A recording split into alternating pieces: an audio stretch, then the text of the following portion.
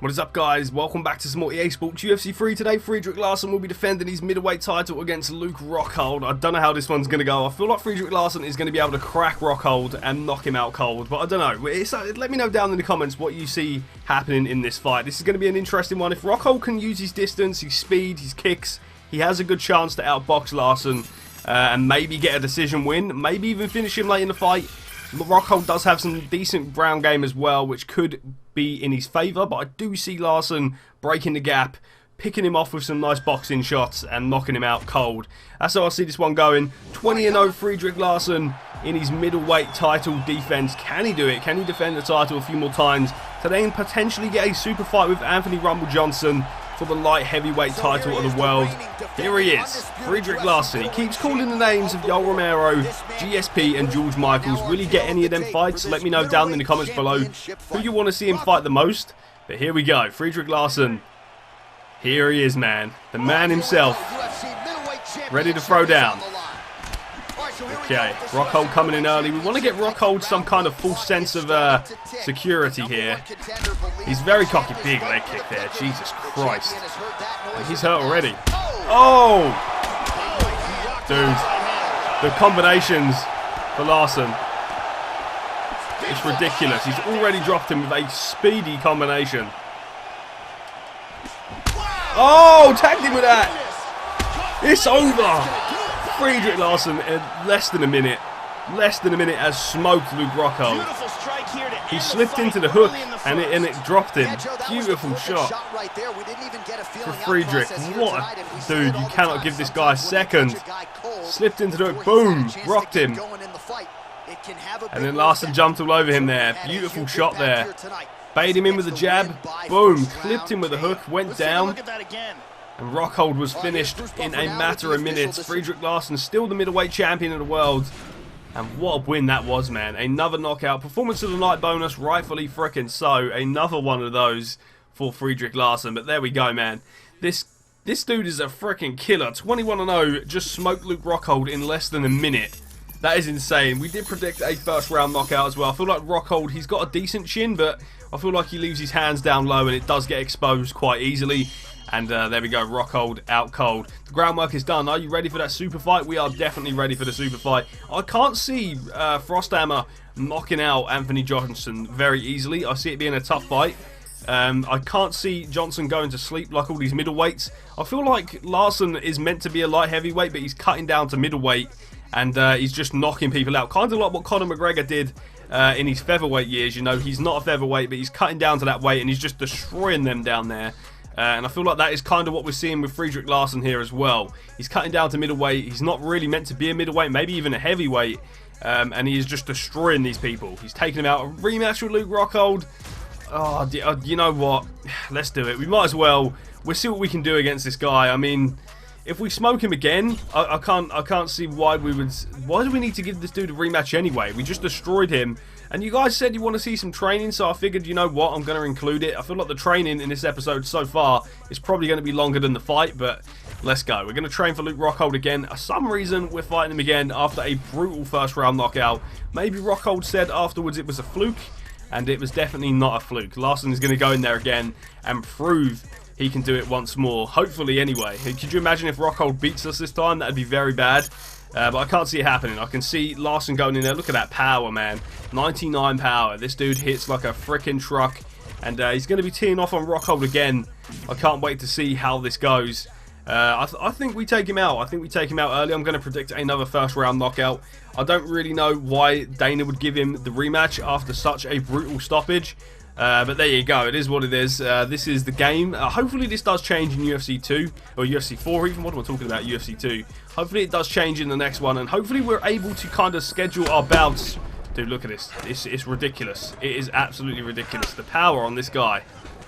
Hopefully in the next UFC game we can actually call out the fighters that we want and stuff like that. I feel like there needs to be a lot more in terms of like press conferences and stuff. I feel like that needs to be a thing. Oh, dude, we just front kicked him in the face. That's done. Dude, the power. This dude, like I keep saying, man, is absolutely ridiculous to play as. It's insane.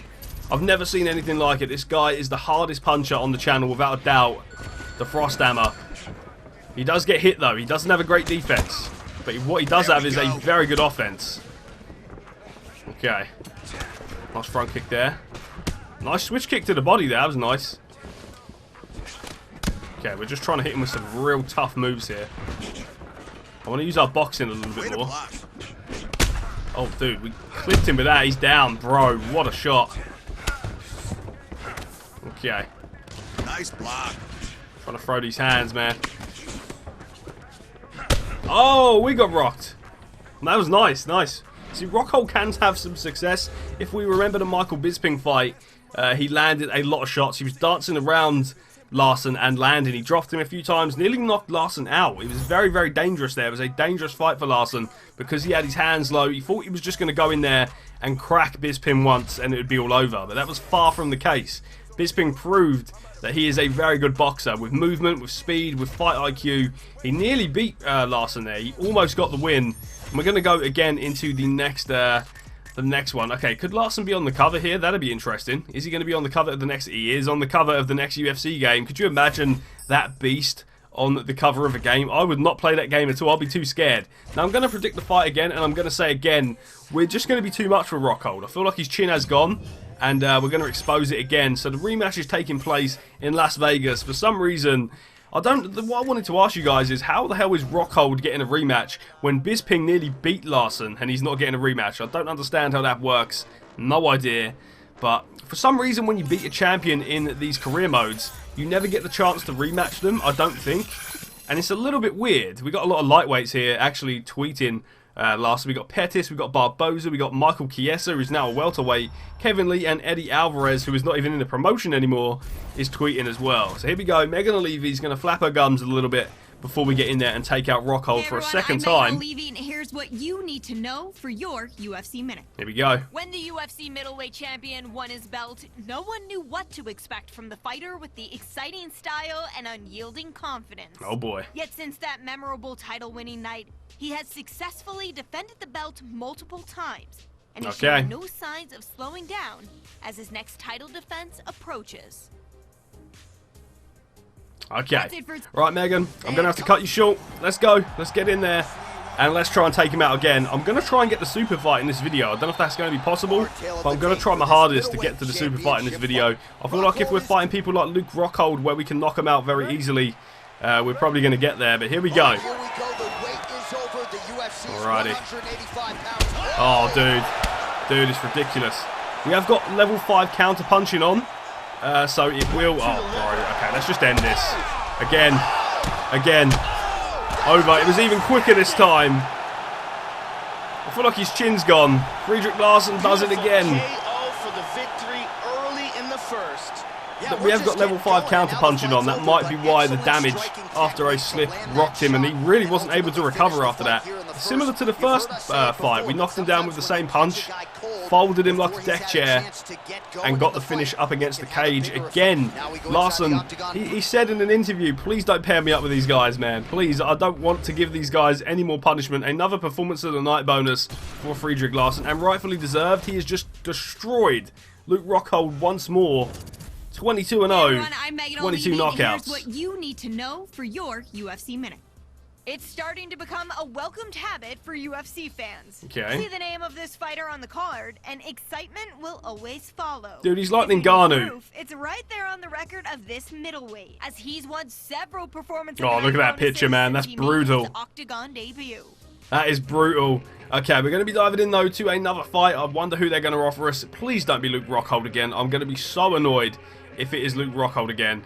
Larson establishes himself as UFC's all-time action hero. That is awesome to see, because he deserves it, I believe. He's knocked out everyone he's fought in very brutal fashion. And again, Luke Rockhold bites the dust for a second time. Please don't give him this again, man. Please, Dana. He's been knocked out cold twice. I feel like enough's enough. We need a big opponent. GSP, Yoel Romero, someone like that, you know. We need to be able to destroy somebody with a little bit of, like, legacy to their name. I feel like that is what needs to happen. I'm going to see the rankings, because apparently this is the last fight in this division. Alright, we got Bisping. Gastelum would be a decent fight. I wouldn't even mind fighting Robert Whittaker again. I don't really want to fight Sam Alvey. Jules St. Pierre is actually working his way up in the division. It might be too little too late, though. He's ranked number 9. He's not really in that top, like, 5 or something that we need. Please be GSP. If it's GSP, Don't be someone like Sam Alvey. Please don't be someone like Sam Alvey. Please. Please give us like a big name. Jacare, Robert Whittaker, Weidman. Oh, really? Oh, dude. These guys are just going to crumble. Okay. Okay. Weidman's up next, man. Let's go. Let's go. Here we go again, man. Montreal, Canada. We are facing off against Chris Weidman. What am I talking about? It's because we beat Luke Rockhold twice in this video already, and now we are facing Chris Weidman again. I kind of wished it was Jacare. I kind of wished it was GSP. I wish we had fought all of these guys, man, but unfortunately, it's just not meant to be. I guess when we move up to light heavyweight, we're going to have some more interesting fights like Alexander Gustafsson, John Jones, DC. There are going to be some real big fights there. Obviously, Rumble being champion as well. There are some huge fights there for Larson to end his career on. And so far, man, I don't know. Larson, he just doesn't seem like he can be beat. Maybe I'm wrong. Maybe someone like John Jones is really going to give us some trouble. But I don't know. 40 years of age as well, man. It's not a great thing for Chris Weidman. We're going to take our time with this. I'm going to try and pick him off and land some really nice shots. But we'll see how this goes, man. I'm looking to try and tackle the legs first of all. This dude has some good wrestling, so nice. Okay, I've got to watch them takedowns, man. Oh, we spot him, mate. What are we supposed to do against this guy? Oh my god, bro, it's over. It's so ridiculous. Absolutely what? Oh, there's no words. There's no words.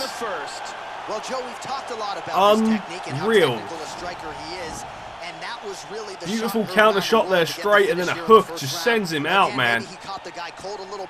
Head slammed off the canvas. Boom, boom. Beautiful boxing combinations there for Larson, and he is out. He didn't even land a punch. Surely, again, another performance of the night bonus, bro. We got 9 of them. 9 of them already. That's insane. I'm lost for words. I'm lost for words. Who else can we knock out in the middleweight division, man? 3 knockouts in the first round, literally a few seconds in the fight.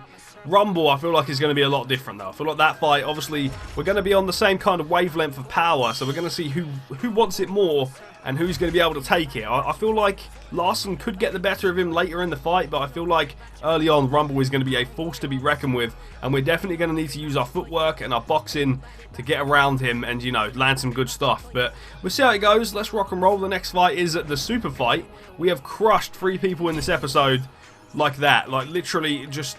I don't even know, like, the power this dude possesses, not even in his kicks. Like, George Michaels was a very strong kicker. He had some good hand movement as well and some good hand speed, but George Michaels was a very good kicker. But Friedrich Larson, on the other hand, man, he is something else. He has some strange power, bro. He will put you to sleep for fun. It is insane.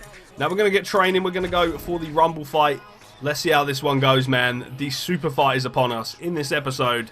We have melted everybody else, and now it is time for Larson to get that Super Fight. Let's go. 23-0? Let's go. Hopefully we can take out Rumble and become a 2-division world champion like some of the elite. I believe George Michaels done this as well, so he's on the fast track to being another GOAT on the channel. I don't know if he's going to be able to do that. Obviously he's got to stay undefeated. George Michaels actually did manage to stay undefeated, but we'll see, man. We will see. Rumble v Larson is up next. Let's get it. It's all been leading to this, man. Champion versus champion. We are going to be facing off Anthony Rumble Johnson for his light heavyweight title. And we're going to see how this one goes, man. The Icelandic warrior, the icebreaker, is ready. He is prepared. He's 23-0. And he is looking to get that lightweight belt. Or light heavyweight belt. What am I talking about? He's looking to get that light heavyweight belt and become a 2-belt world champion. Only a few in the channel has done that, man. There has only been a few fighters that have able to really sweep up and get that, you know. But it looks like Larson's career is starting to come to an end. I feel like there's only going to be a few more episodes left after we win this title. If we win the title, some paths must eventually look at the size difference. There isn't much there. 2 of the greatest fighters in the UFC kept dominating their opposition. It was inevitable that this moment would come. When the octagon door closes for tonight's super fight, the talk will be over, and the entire sports world will come to a halt. This is no ordinary fight. Oh boy. It's a battle between 2 champions, willing to put their own divisional crowns on the line to prove themselves worthy to be on top. Here we go. And when the dust settles, there can only be one winner. A king with 2 crowns. Here we go, man. I'm looking forward to this one, man. It's been a long time coming for Friedrich Larsson, man, being undefeated, taking out everybody by knockout. He now faces a vicious striker in Rumble. Let's get into it, man. Let's get into it. Tail of the tape. We know Rumble's going to be pretty old. 40 years of age to 29. The same height, and he has a little bit of reach on us, but that's okay, man. We're going to just stick to our boxing. We're not going to try and knock him out early. Okay. Can't take his legs out from under him here. Well, it's an opportunity of a lifetime, okay. And this is one of the biggest fights in UFC history. Sticking him with a jab. Now, a lot of people speculated that the power will not be the same for Larsson moving up to this division. He's going to be a lot more equal with some of the fighters that he's facing. He is meant to be a light heavyweight. He's drained himself down to middleweight for years. Now he's coming back to his original weight class. And how's it going to have an effect on him? They're trading early. All right, the first round is underway here. You gotta watch out for this fighter's powerful overhand punches. Can do trying to watch out for that leg kick. And even when fighters know what's coming, nice. Oftentimes they are unable to stop it. Tried to land the front kick there. Wow. Rumble letting his hands go early. Nice leg kick. Power's not the same. Already by now, man. Already by now we knocked out everyone else we fought in this episode. We haven't cracked him with anything like substantial yet though. But when we do, I guess we'll see. We've got a bad cut on the forehead here. I don't really know what that's from either, which is interesting. Another good shot. From Rumble. Let's go.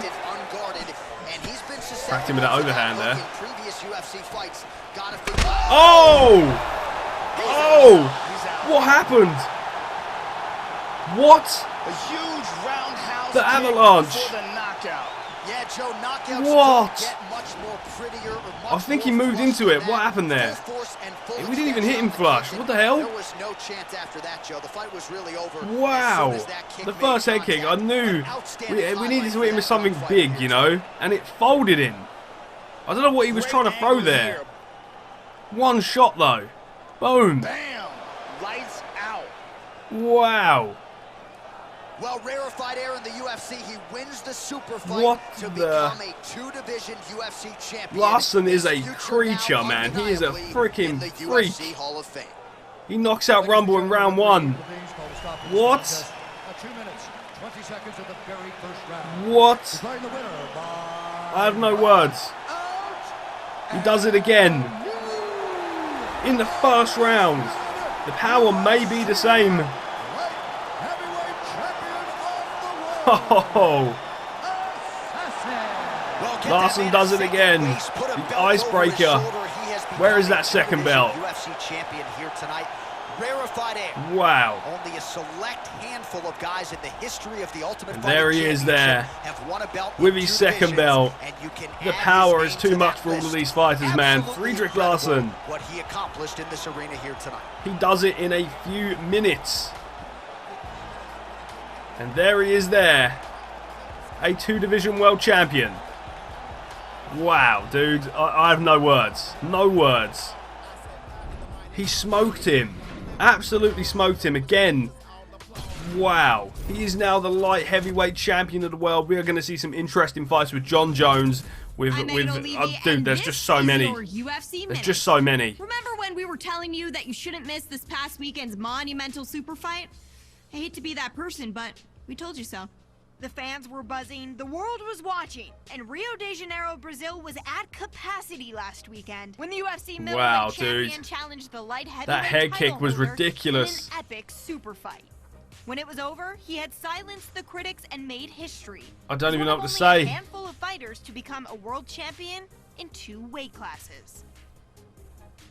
That's it. Unbelievable. Stay tuned for your next UFC Minute. Unbelievable. See you at the fights. Right, guys, what I'm going to do is end today's episode here. Friedrich Larsson is in an incredible space right now after taking out Anthony Rumble Johnson in the first round. Wow. Another world title. He is a select few on the channel. The likes of Yelena Sokolova, George Michaels, John McKenzie. Even some really good fighters that were on the channel have been unable to win the super fight, like Jason Samangil. He was one of them. King Chow was also one of them that was unable to win one. But there we go. He joins the select few. Umar Nazir also as well, winning 2 divisions of a... I believe he won the middleweight title and the welterweight title. But Larson, unfortunately, took him out early in the career mode. Is Larson the GOAT now? Now he's won the lightweight title. The light heavyweight title. Why do I keep saying lightweight? Now he's won the light heavyweight title. He's knocked out Umar Nazir. He's beat some legends in this division. Would you guys consider him as the GOAT? Let me know down in the comments below. I believe he's got a lot of power, not a lot of technique, but he's got a ton of power. And he is just putting people to sleep left and right. If you can find a way to get around the power, you should be able to beat him. But here is our next fight, over in St. Preux. I'm looking forward to that one. Very good grappling, very good striking. We're going to see if we can take him out. But for today's episode, guys, I'm going to end it here. Thank you for watching. If you have enjoyed it, smash the like button, comment and subscribe, and I will see you for more UFC 3 next time. Stay awesome, guys. Have an awesome day, and I'll see you all again in the next one.